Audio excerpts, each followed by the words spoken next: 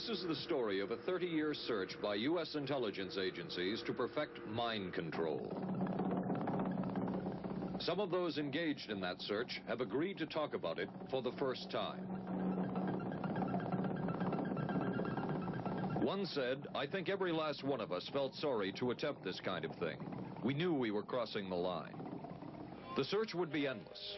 From brothels, an agent says, we learned a lot about human nature in the bedroom, to the mystical rites of a magical mushroom ceremony performed by an Indian shaman, to a Spanish bull ring.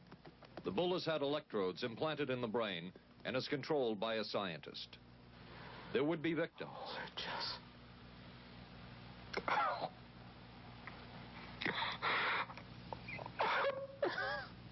One intelligence agency tried to peel this man's mind back to reveal its deepest secrets. I'll live through it. I'll live through it. This man worked on some of these programs. He would write of his work, "It was fun, fun, fun." This is the story of the search for mind control. ABC News Close-Up, Mission Mind Control. With ABC News correspondent Paul Altmaier. 1217, now boarding at Mark? Anne, It's been ages. can I buy you? Allow me. 2 Michelob Lights. Michelob makes a light beer? Perfect. The good taste of Michelob Light. Don't just compare it to other light beers. Compare it to your regular beer. It's that good. You always did go first class. Your ticket to San Francisco. Thank you. San Francisco? You too? Good taste runs in the family. Mrs. Cooper, I need help. With all these different dog foods, I don't know what kind to feed him. Dry, soft. Honey, it's not the form, it's the formula. Those are for any dog, young, old, whatever. But Cycle 2 dog food is especially for dogs ages 1 to 7, like mine. The Cycle 2 formula has just what dogs in their active years need to help stay healthy. And happy. With Cycle, I know what to feed him. Now get Cycle 2 in 25-pound bags. We are not professing to tell you the complete story of these activities. We are professing to tell you the complete story that we know. Right. But these records that we've uncovered don't tell the story. They tell pieces of it. This is a story that has been told in bits and pieces. This is an attempt to pull most of it together. We know we don't have the full story. We do, however, have some striking new revelations and insights. The story begins here, just off the nation's front yard, the Mall. The buildings behind me were the headquarters for the World War II Office of Strategic Services. It was here that the first halting steps toward mind control began. The shaper and molder of OSS was General Wild Bill Donovan. He said of his group's work, "We may have made mistakes, but we were not afraid to try things that were never done before." In this anything-goes atmosphere, Donovan appointed this man, Stanley Lovell, a Boston industrialist, to break new ground in many scientific and technical fields. Donovan called Lovell his Dr. Moriarty, after the fiendish professor in Sherlock Holmes. Lovell liked the name and posed for this Saturday Evening Post photo. He later wrote of his OSS job that it was, quote, to stimulate the PEC's bad boy beneath the surface of every American scientist and to say to him, throw all of your normal law-abiding concepts out of the window. Here's a chance to raise merry hell.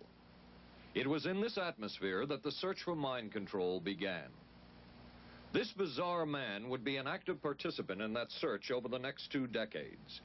His name is George White, an OSS captain who had formerly been with the Bureau of Narcotics. In his diary, seen here publicly for the first time, White left a legacy of the darker side of American intelligence work. He received his early OSS training at the British-run school at Oshawa, Canada, the same school where Ian Fleming, the creator of James Bond, was trained. White referred to the school in his diaries as the Oshawa School of Mayhem and Murder. Mike Burke, former OSS colleague of White's and now president of Madison Square Garden Center.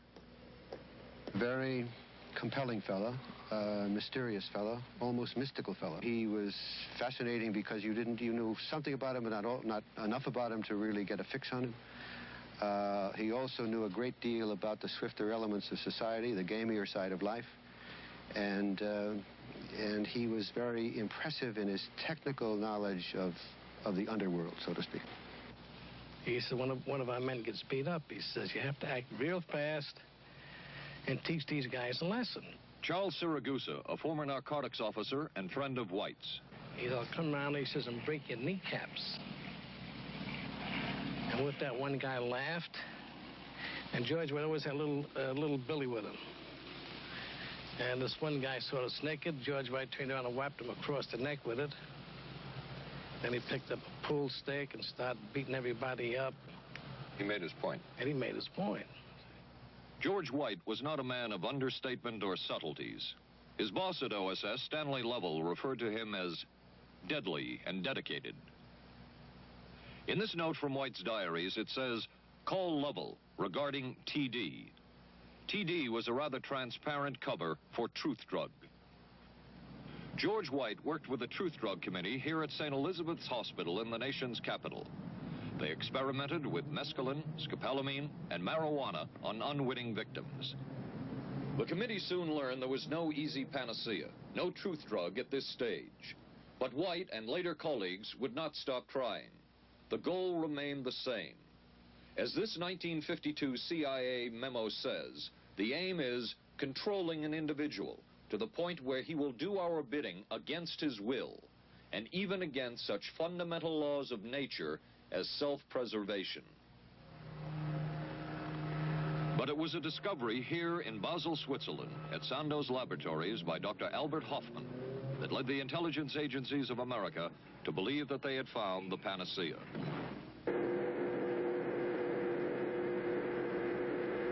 The discovery was lysergic acid diethylamide, LSD.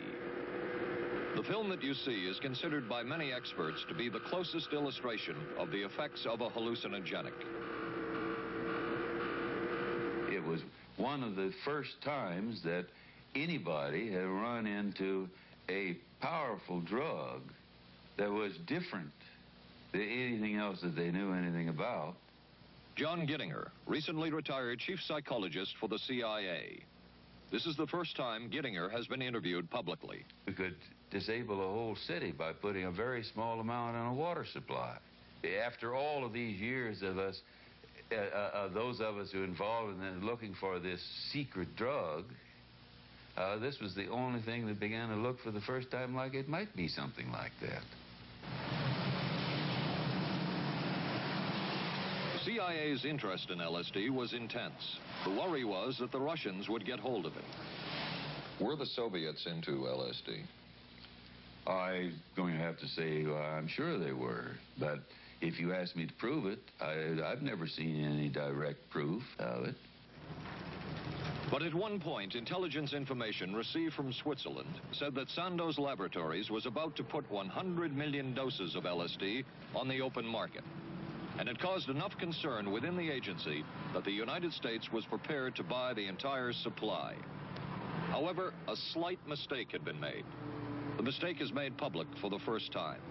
I just found out on a new CIA document that there were no such large quantities of LSD on the market. John Marks has filed numerous Freedom of Information suits against the CIA and has unearthed much new material. He is the author of The Search for the Manchurian Candidate, a history of intelligence agency work with mind control. He is a consultant for this report. What happened is that there was a military attaché in Switzerland, an American officer, who got milligrams and kilograms mixed up. In other words, he made a mistake of thinking 1/1000th of a gram was the same as 1,000 grams, which is a mistake of 1,000,000 times. So when the CIA got the intelligence that there were 100 million doses on the market, in fact, there were 100 doses.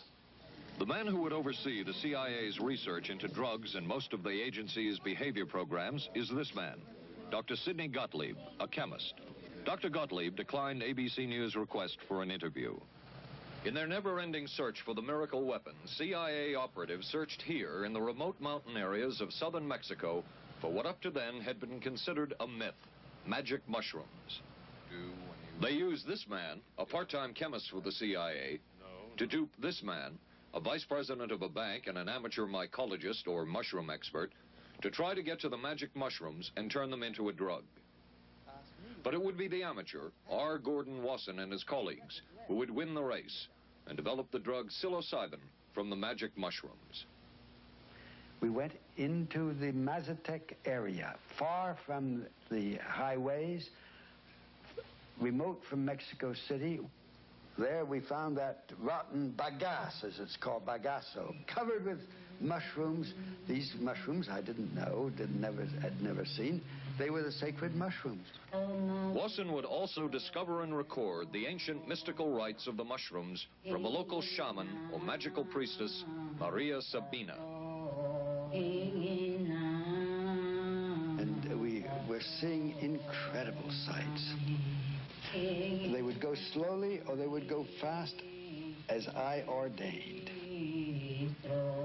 All your senses are rendered acute. We say that you see visions, you see hallucinations, but that doesn't begin to tell this story. The hallucinations are only part of it. You hear sounds, you smell things. The night was thrilling.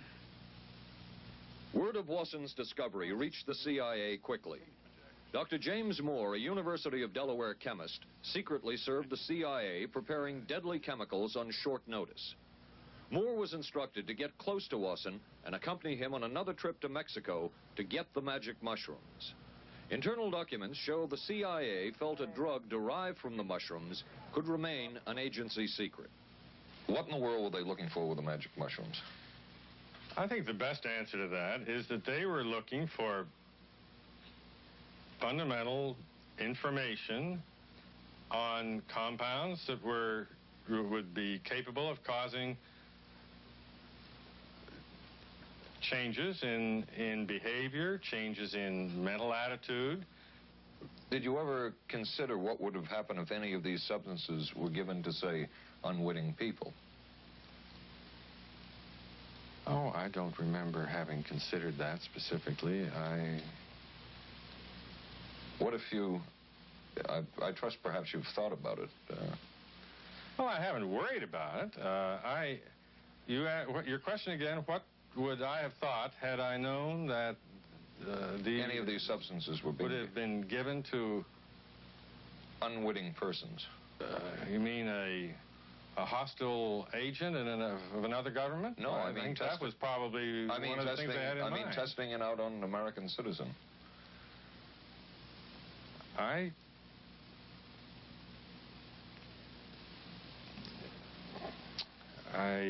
guess I must seem very, very cold-blooded about this, but I don't recall ever having been very much preoccupied with that issue.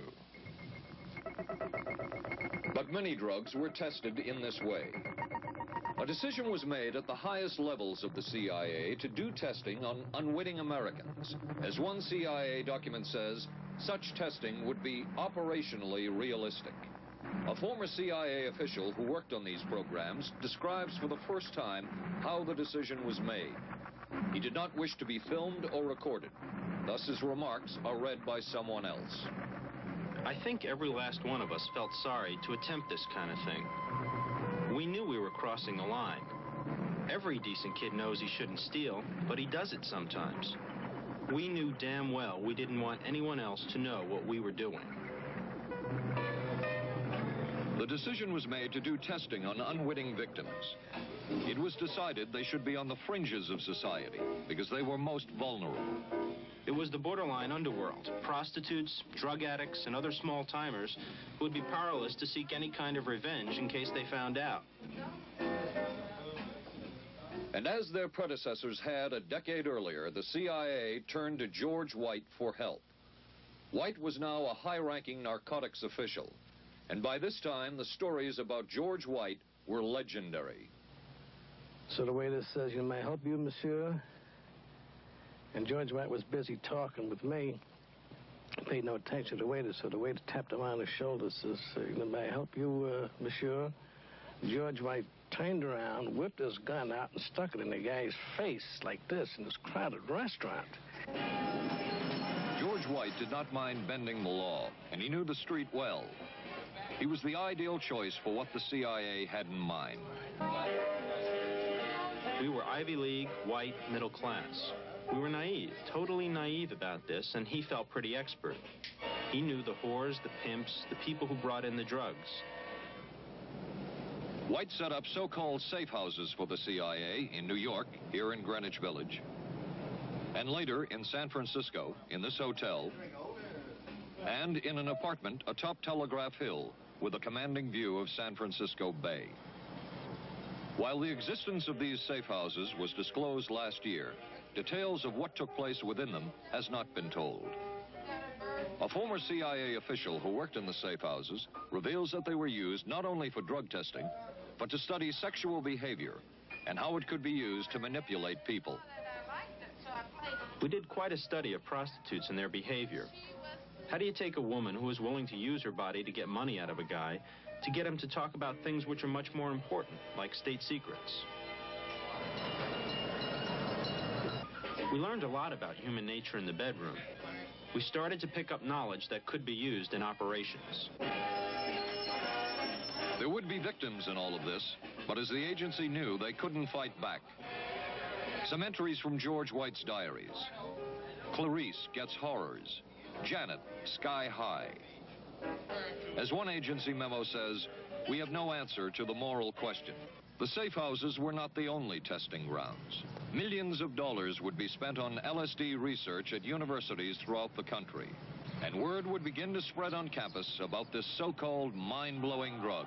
And suddenly, there was the counterculture of the 60s. I give the CIA a total credit for sponsoring and initiating the entire consciousness movement, counterculture events of the 1960s. Dr. Timothy Leary, the 1960s Johnny Appleseed of LSD.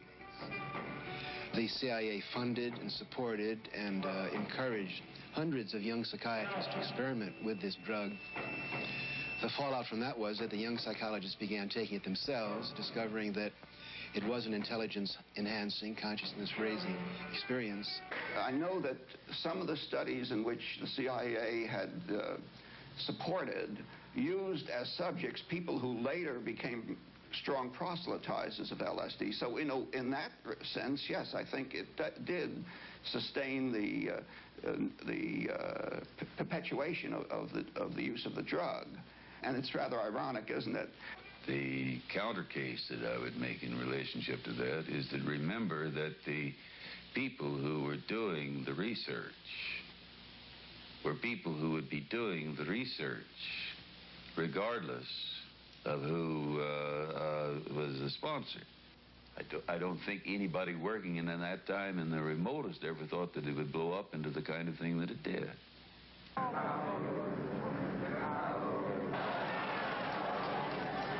History will judge the role of the CIA and other intelligence agencies in unwittingly contributing to the counterculture of the 60s through their intense interest in LSD and other hallucinogenics. But for the moment, at least, the argument can be made that the CIA helped usher in the age of Aquarius.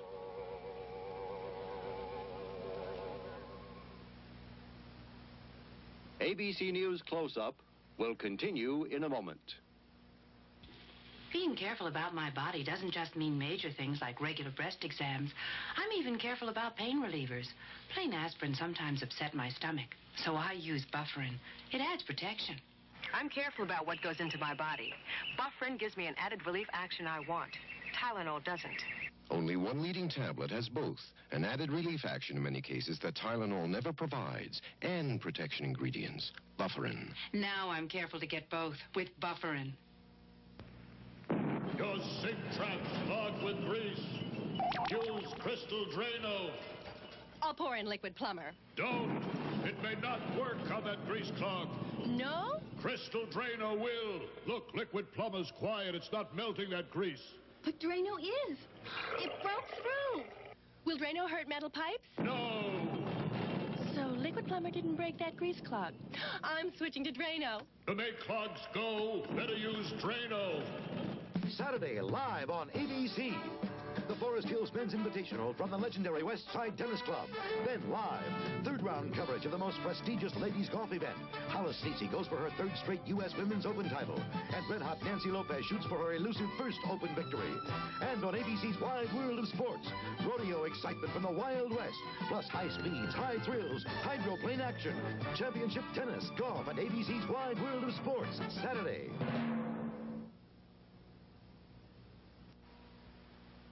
Wednesday on 8 is Enough. We got the buggy fever. The Bradford girls go disco crazy. Hey, hiya, hun.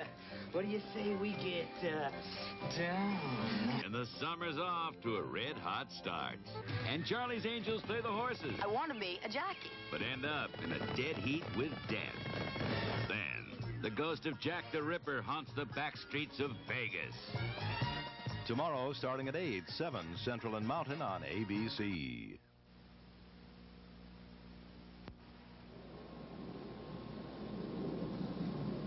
Covering a span of history such as we are in this report, one can get sidetracked by the so-called glamour and mystery of espionage work or by the exotic qualities of some drugs. But what you can't lose sight of is what all of this would mean in terms of individual human beings. There would be deaths, there would be long-lasting and harmful effects. The best-known case is that of this man, Frank Olson, a chemist employed by the Army Chemical Corps, who in 1953 was slipped LSD unknowingly at a meeting with CIA officials. Shortly after that, Olson went into severe depression. He ended his life at this New York hotel by diving through a shaded closed window in his 10th floor room. Frank Olson was the first known fatality in the CIA's LSD program. Olson left behind a widow, Alice, and 3 children, but it would be years before they learned the real story of his death. Shortly after his suicide, Alice Olson was visited by Dr. Sidney Gottlieb, the man who had administered the drug, and by Robert Lashbrook, his deputy, who was the last person with Frank Olson the night of his death. It was probably to check me out and see whether I was handling myself and handling the situation, whether I was hysterical. And I'm sure they left the house feeling ever so much better because I had been gracious and hospitable to them, so that I must have played right into their hand and made them feel fine. 23 years later, how did you feel about that meeting? My anger was unbelievable at how I had been duped for this length of time, and the anguish which was unnecessary. Anyone who knew during all of those years never told Alice Olson the real story of her husband's death. She would discover it by accident more than 2 decades later. In essence, it was a 22-year-long cover-up. Lyman Kirkpatrick was Inspector General of the CIA at the time of Frank Olson's death. But had not the Olson case occurred within the secret confines of the CIA, would not this case have been a prosecutable case? Perhaps manslaughter? I would think very definitely prosecutable, and certainly from the point of view of of Mr. Olson, why it should probably have been actionable. Frank Olson's suicide slowed down the CIA's testing of LSD and other drugs, but only momentarily. The CIA was not the only government agency interested in the possibilities LSD and other drugs presented for mind control. The Army Chemical Corps first started working with the CIA and then branched off on its own. It, too, tested drugs on unwitting victims, and a death would result. The case of this man, Harold Blower, a tennis pro, seen here with his daughter Elizabeth, is well known. In 1953, Blower was a private patient at the New York State Psychiatric Institute. He was given 5 injections of a mescaline derivative that was being tested secretly for the Army Chemical Corps. With the 5th injection, Harold Blower died. As with the Olson case, a 22-year cover-up followed, until finally the Army admitted the real details of Blower's death. Since the initial news stories of Harold Blower's death, close to 5,000 documents, previously classified, have been released by the Army and obtained by ABC News. They provide valuable insight into Army activities at the time of Blower's death and where the Army went from there with their own drug testing program. From a previously classified deposition of Dr. James Cattell, who administered the mescaline derivative, on the purpose of the drug testing, to produce symptoms similar to those that you see in schizophrenia. On how much the patient knew about all this. We didn't delineate all the possibilities of what might happen because then you contaminate your experiment. Cattell then relates that he never even knew what drug he had given Harold Blauer because of the secrecy of the Army experiments. We didn't know whether it was dog piss. This was secret. This was a secret. We weren't in on it. We asked Blauer's daughter Elizabeth for her reaction. What?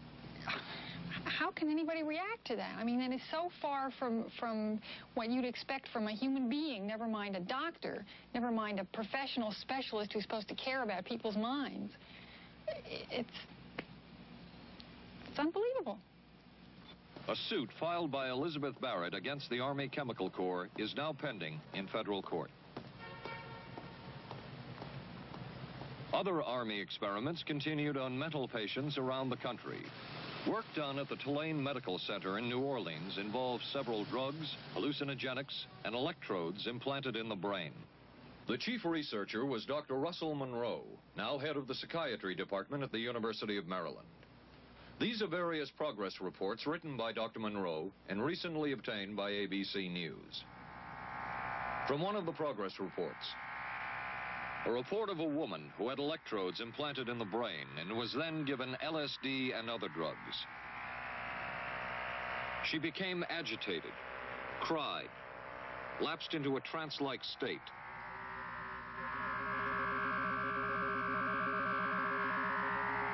Felt as if she were about to have a convulsion, experienced waves of darkness and light, had bizarre sensations in her neck and legs, said somebody was trying to manipulate her body. At this point, Dr. Monroe wrote that the woman was obviously having paranoid ideas. As a layperson, perhaps you can enlighten me. What therapeutic effect would the type of experiment that I just described have on a patient? Well, the therapeutic effect would be indirect. Was this patient aware that she was being given LSD? Yes, I mean, they were told that they would be given some medication, and they took specifically LSD? Well, we told them, I don't think that they would have even known what LSD was then at the time. They were told that they were going to they would be given some medication which might make them feel worse. Dr. Monroe, what do you think the Army Chemical Corps was looking for in all of this testing? They were looking for an incapacitating agent, an agent that would not harm the person permanently, but would incapacitate them temporarily. That seemed like a humanistic way to wage a war, if war is necessary. When James Thornwell was given LSD by Army intelligence in 1961, this time it was no experiment. This time the express purpose was to peel back Thornwell's brain to bear any secret within it. This time the Army had gone operational. Thornwell, as reported on ABC last January, was an Army private stationed in Orléans, France. Classified documents were missing from his unit. Thornwell became a suspect. His 2.5-month interrogation included administration of sodium pentothal, hypnosis, isolation, and deprivation of sleep.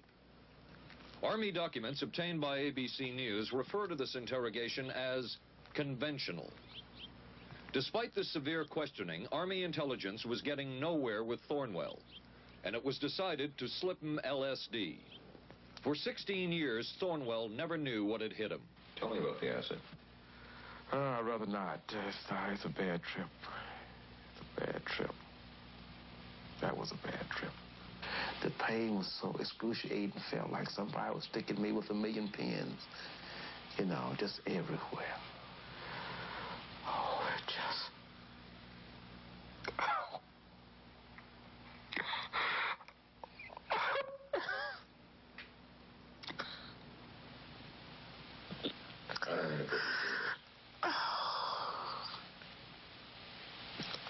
Do you want to stop for a minute?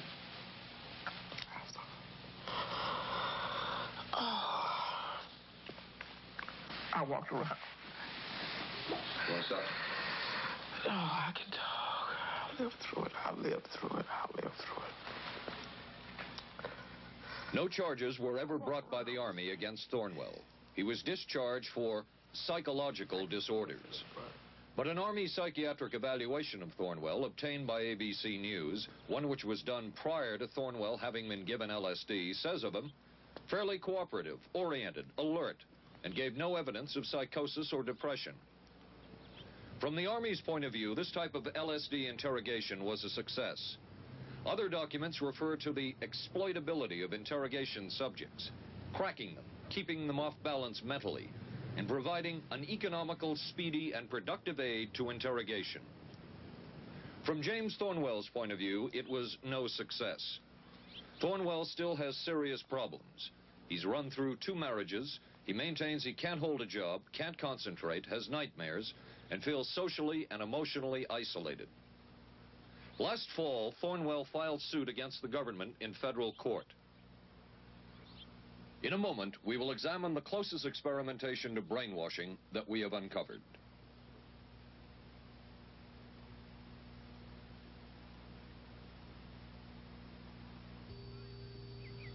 Oh, for crying out loud. Something wrong, Will?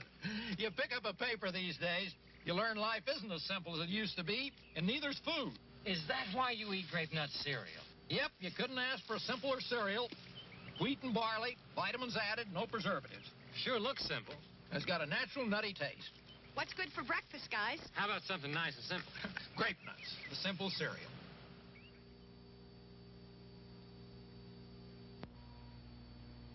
Maxwell House's coffee you can count on. Maxwell House. Good to the last drop.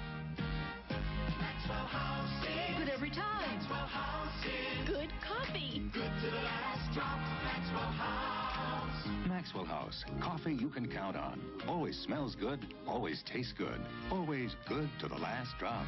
Maxwell House is good news. Good to the last drop. Maxwell House. ABC News Close-Up will continue in a moment. Special baseball. The Yankees take on the Angels Friday night on ABC. This is a heavy-duty stick-up, and this is a good place for it. New heavy-duty stick-ups from Airwick for small places with big odors.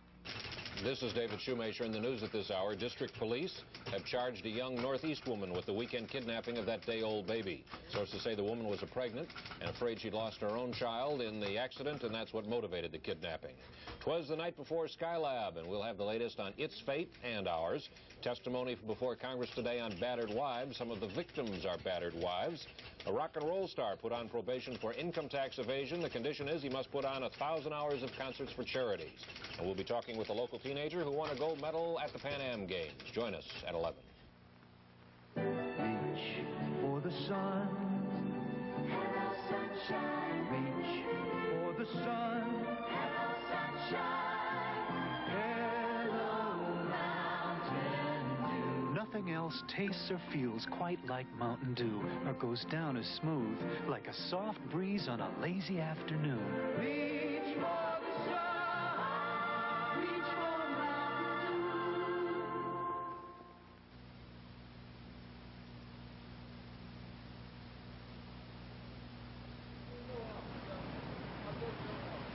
By far, the most chilling experiments we have uncovered took place at this Gothic estate called Ravenscrag, halfway up Mount Royal in Montreal. It houses the Allen Memorial Institute of Psychiatry of McGill University. It was here that the CIA funded a series of experiments, severe experiments. The work was done by the Institute's then director, Dr. Ewan Cameron. It is the closest experimentation to brainwashing yet disclosed.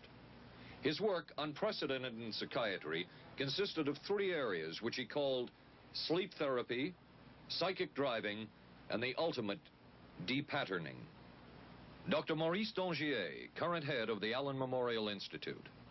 In his psychic driving, so-called type of therapy, he would give the patient intensive electric treatment in order to make the patient regress deeply, become forgetful. and then he would attempt to implant new ideas in the mind of the patient. Now, to a layman, it would appear that Dr. Cameron was trying to take the slate and wipe it clean, the slate being the mind. In other words, brainwashing. Exactly, that's a very good comparison. Brainwashing. Yes, if you like. Val Orlico of Winnipeg, Canada, the wife of a member of the Canadian Parliament, was a patient of Dr. Cameron's. She entered the Allen Memorial Institute because of severe depression. She describes for the first time publicly the LSD therapy and psychic driving treatment that she was given by Dr. Cameron.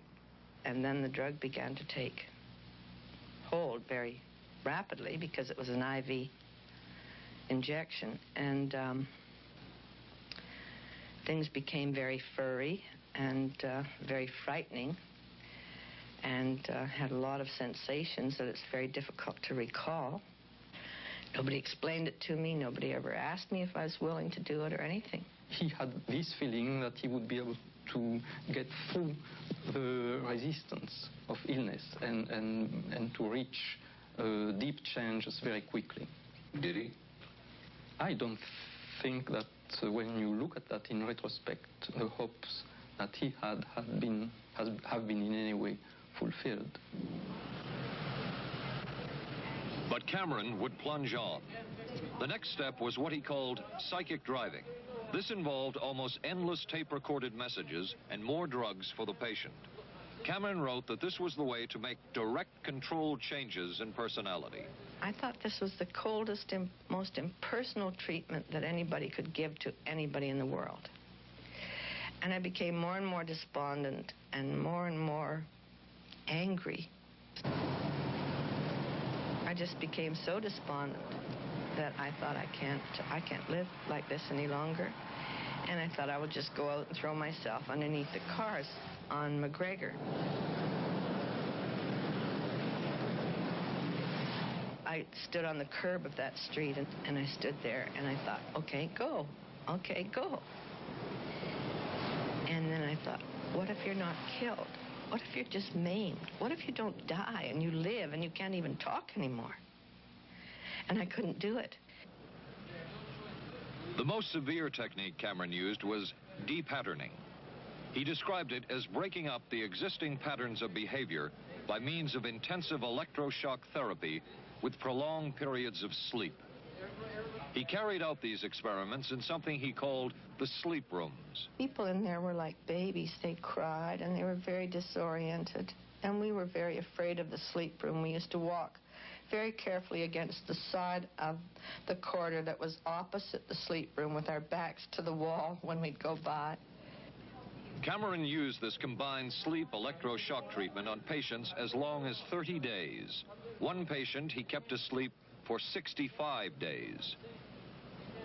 Cameron retired, and his successor, Dr. Robert Cleghorn, ordered a follow-up study on the patients treated with Cameron's de-patterning method. It showed that it was no more beneficial in its result than the use of more conservative methods. But the follow-up study showed that 60% of those who had been de-patterned still had amnesia for periods of anywhere from 6 months to 10 years. That's quite a memory loss, isn't it? That is a memory loss. Indeed it is. It's I think, more than desirable. In retrospect, does Dr. Cameron's experimentation and his treatment appear harsh? I would say yes. I mean, this forceful type of approach that I was describing to you is definitely, it can be said that it's harsh. I wouldn't call it harsh. I would say it was harder on the staff than it was on the patients, because these people had to be fed and they had to be cared for and they had to be given sufficient fluid and food and toileted and so on and so forth. It was a very difficult thing for the staff to follow these patients properly and see that they did well. Well, I'm glad he was concerned for the staff. But damn it all, I wouldn't. I could have maybe had a different kind of life. And that makes me angry and sad, and I don't know how to explain how I feel, really. I just... How did you feel when you learned that Dr. Cameron's experimentation was financed by the CIA? Well, I thought... Oh, I can't even use the word that I thought, because I thought, that bastard. And he was too smart. He knew who he was working for. And, excuse me, but I just, I just can't, sometimes I can't believe it, and yet I know it's true. If you had the opportunity to say something to the people at the Central Intelligence Agency who financed this study, what would you say? I realize the CIA is a very important organization, and they have a very important job to do. But, God, it surely doesn't have to be done on people who are totally incapable of knowing what's happening or having any defense against it. And I can't imagine the mentality of people who would do this. I just can't. As for Dr. Cameron, he died in 1966 while mountain climbing. A colleague wrote of Cameron, "For him, the ends justified the means. And when one is dealing with the waste of human potential, it is easy to adopt this stance." Dr. Cameron seemed ideally suited for what the CIA had in mind.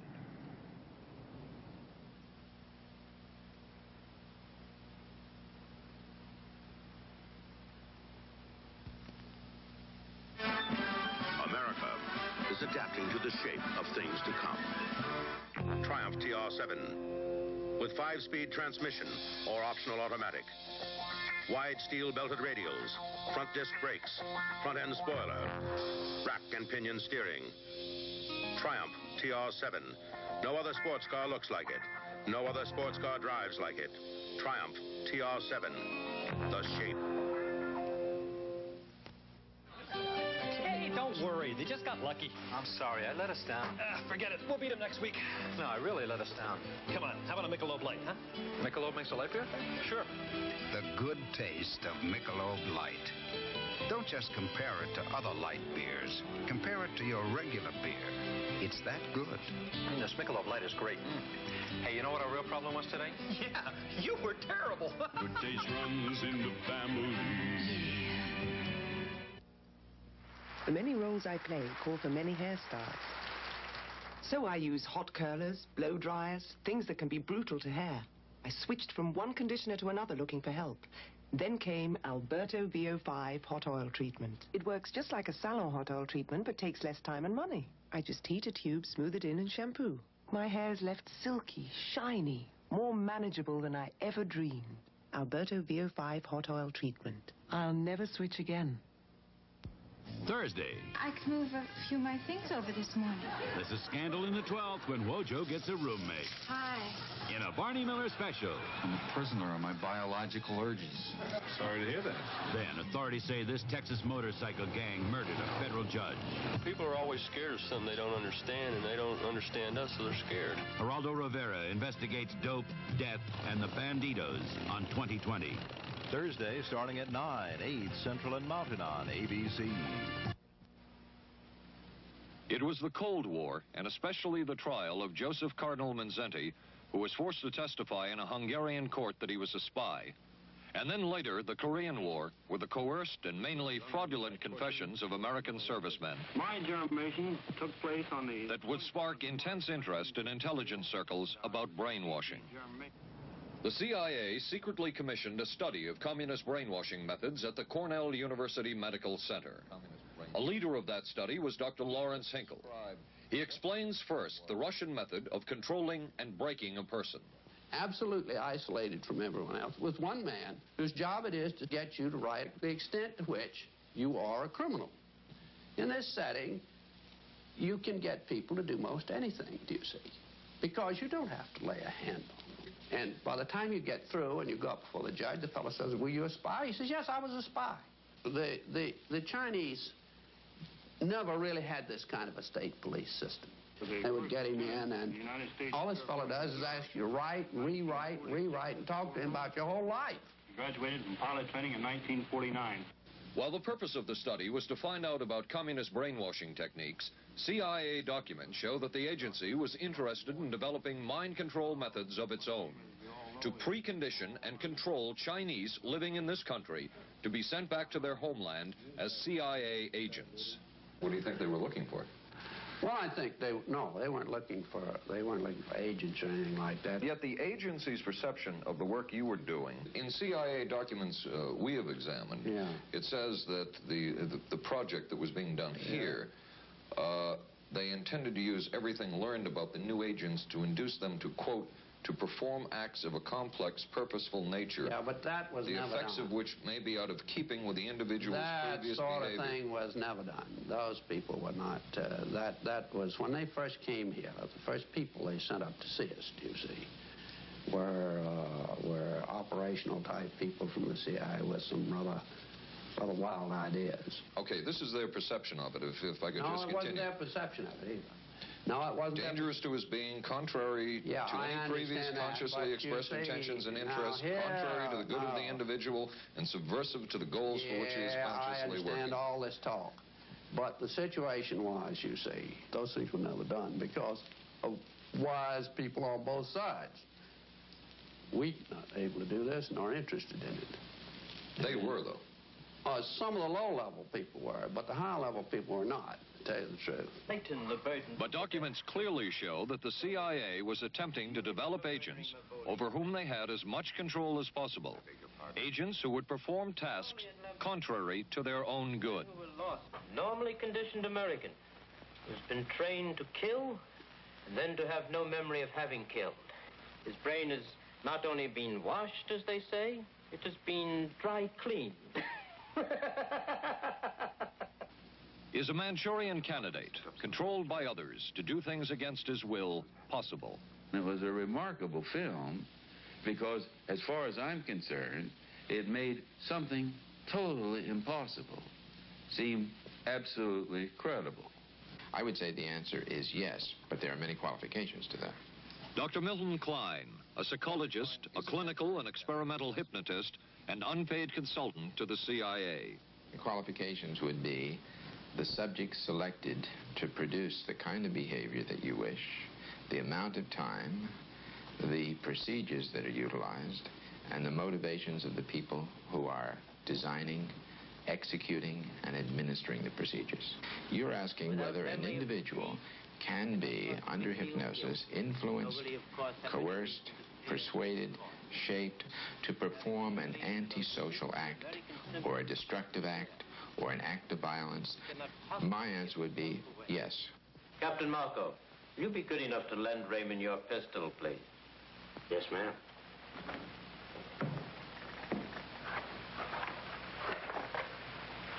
Thanks, Ben. Sure, kid. Shoot Bobby, Raymond. Through the forehead. Yes, ma'am.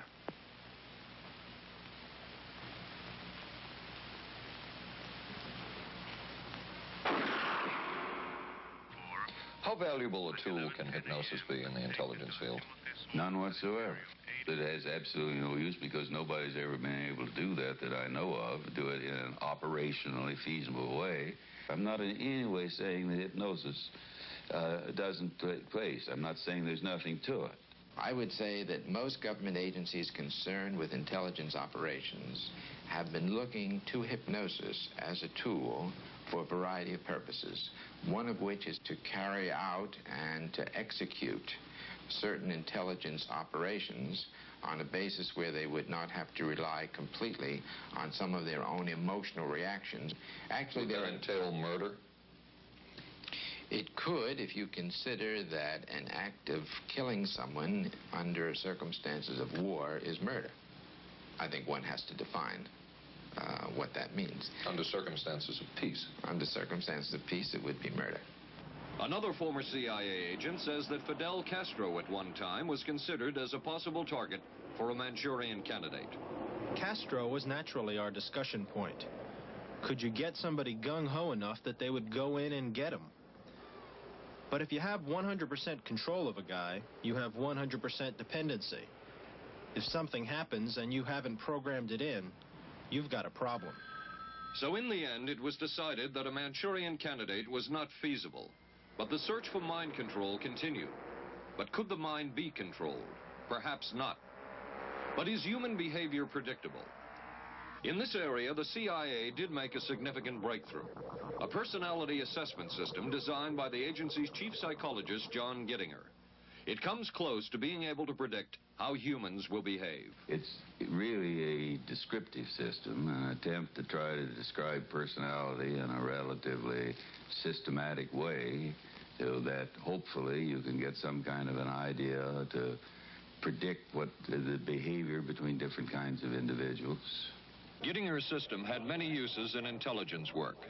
One was to draw personality portraits of world leaders. Using Gittinger's system, the agency concluded the Shah of Iran is a brilliant but dangerous megalomaniac whose basic problems resulted from an overbearing father. And there were other applications. Your assessment staff played a key role in helping other governments pick their police intelligence agencies, including, we've learned, the Korean CIA, Uruguayan National Police. Can you tell us about this? No. Author John Marks. The former #2 CIA man in Uruguay told me how in 1966 John Gittinger and an assistant traveled down to Uruguay and gave the tests in order to select members of the Uruguayan intelligence service. A psychologist who used to work for the CIA told me in 1961 he personally traveled to South Korea as part of an American CIA effort to set up the Korean CIA and to give the personality tests to candidates for the Korean CIA to choose the best man for their secret police. But one of the basic functions of Gittinger's system was finding the vulnerabilities of an agent, a double agent, or a potential agent. In its applicability to intelligence work, isn't the PAS system looking for a person's soft spot? Well, of course, the answer to that is yes, but I hasten to say soft spot. This is what I consider a negative word. Of the hundreds of behavioral projects undertaken by the CIA, Gittinger's appears to have been one of the more successful and more conventional. Other experiments were not as conventional. Neurophysicist Dr. Jose Delgado was financed by the Office of Naval Research. In this experiment, the bull is sedated. Electrodes are implanted in its brain. Delgado transmits an electronic impulse to the center of the bull's brain. Delgado has remote control of the animal. Recently released CIA documents refer to the feasibility of remote control of animals, and that special investigations will be conducted toward the application of selected elements of these techniques to man. Other areas were examined through the 60s and 70s. Brain surgery, psychosurgery, creation of amnesia, parapsychology, manipulation of genes. Even though past and present CIA officials have indicated this kind of work ended in 1963. Whole truth, nothing but... And one of those who took part in these programs. Thank you, sir. In 1977, a Senate subcommittee heard testimony from many of them, but the testimony was not that revealing. According to one of them, they agreed amongst themselves to keep the inquiry within bounds that would satisfy the committee. Former narcotics officer Charles Siragusa says that he was asked to limit his testimony by the man he reported to at the CIA.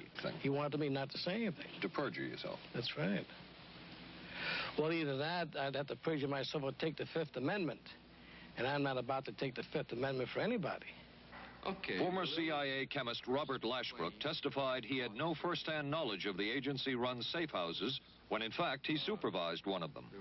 And according to George White's diaries, was at a safe house when White conducted what he called an LSD surprise experiment.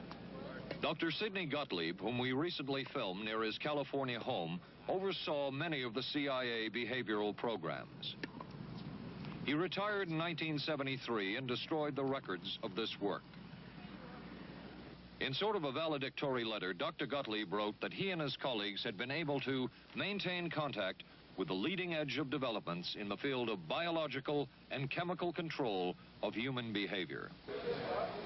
Dr. Gottlieb also testified before the Senate subcommittee, but from an anteroom where he could not be filmed because of what his lawyer termed health and cardiac problems. Dr. Gottlieb declined ABC News' request for an interview. And what of George White, the man who helped the agency in so many of its programs? He would retire here to Stinson Beach, California. And shortly before his death, he wrote to his boss at the CIA, Dr. Sidney Gottlieb, and summed up his career by saying, "It was fun, fun, fun. Where else could a red-blooded American boy lie, kill, and cheat, steal, deceive, rape, and pillage with the sanction and blessing of the All-Highest?" Has mind control been achieved? From all of the available evidence, it appears doubtful. The human will has prevailed up to this point. But as we have seen, work is continuing in this field, work that we still don't know very much about. How deeply are the Russians and other dictatorships into all of this? We really can't say, and the CIA is reluctant to give out information about it. But the basic question remains, what place does all of this have within a democracy? One final point should be made. As one of the persons who worked on these programs told us, we are very capable, conscientious, and very dedicated scientists working for our country. Their work speaks for itself. This is Paul Altmeyer for ABC News. Good night. Here's a great idea. Potato peeler? Nope. Hair curler. It's Vanish Bowl Freshener. Freshness and a snap. Snap it under the rim and it freshens 2 ways. It's always there to freshen. Then when water hits it, extra deodorizer and detergents are released, working best when and where you need it. When the bowl's fresh, the bathroom's fresher. Snappy idea. Vanish Bowl Freshener. Vanish for a cleaner bowl and a fresher bathroom. What do doctors recommend for pain today? This report shows doctors' #1 choice is the pain reliever in Anacin. 5 million recommendations last year for pain of headache, backache, minor arthritis, and muscle ache. The ingredient in Anacin is the doctor's #1 choice. Anacin is strong, a special combination of medical ingredients free of stomach upset for millions everywhere. The ingredient in Anacin, doctor's #1 choice.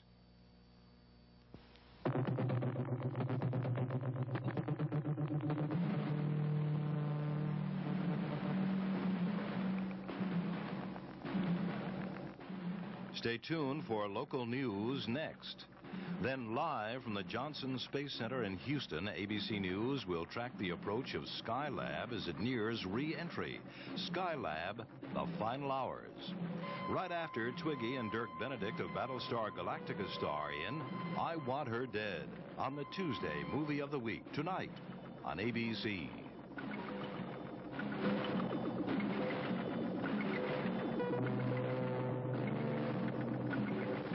This has been a presentation of ABC News.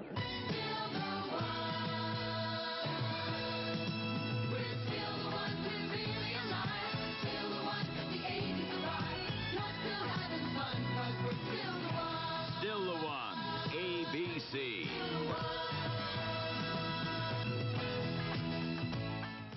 Skylab nears its final orbit. An arrest in the kidnapping of that newborn baby. A rock star sentenced for income tax evasion, and a local gymnast talks about her winning performance in San Juan. News 7 is next. We were concerned about our monthly electric bills, so we called Pepco for help.